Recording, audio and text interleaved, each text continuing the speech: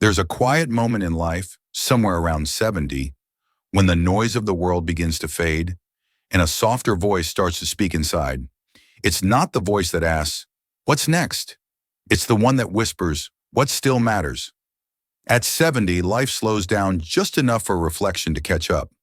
The pace of the past, the rush to earn, to prove, to belong, feels distant, almost like another lifetime. And in that stillness, a simple truth appears. The things we used to chase, the things we thought mattered most, often don't anymore. The house doesn't need to be bigger.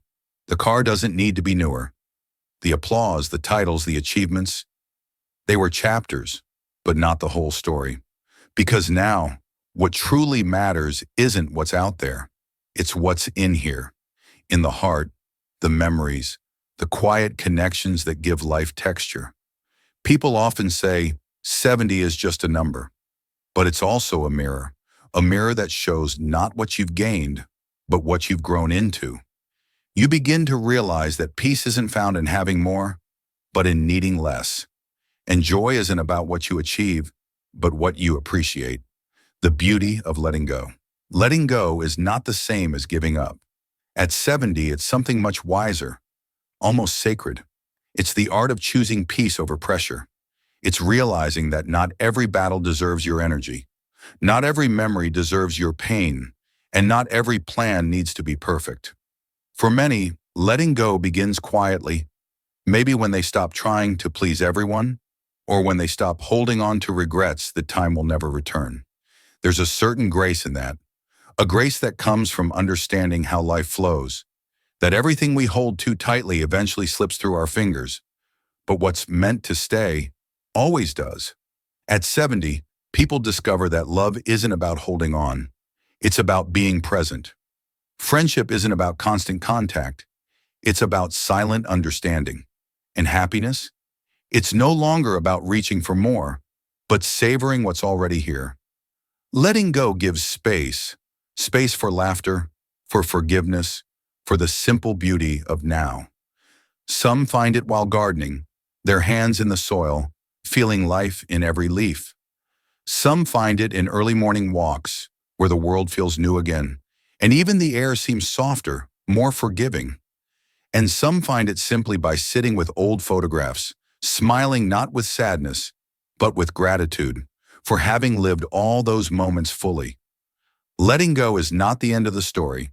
It's the clearing of space for new meaning to enter. The heart of connection.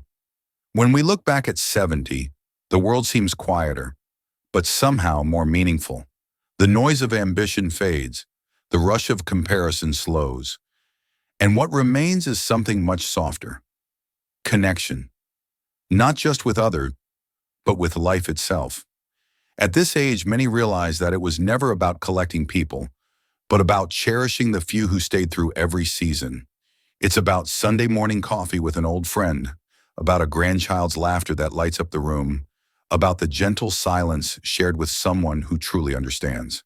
Connection at 70 has a different rhythm. It doesn't shout, it hums. It's in the steady heartbeat of love that no longer needs to prove itself. It's in the small gestures, a phone call, a warm meal, a letter written by hand.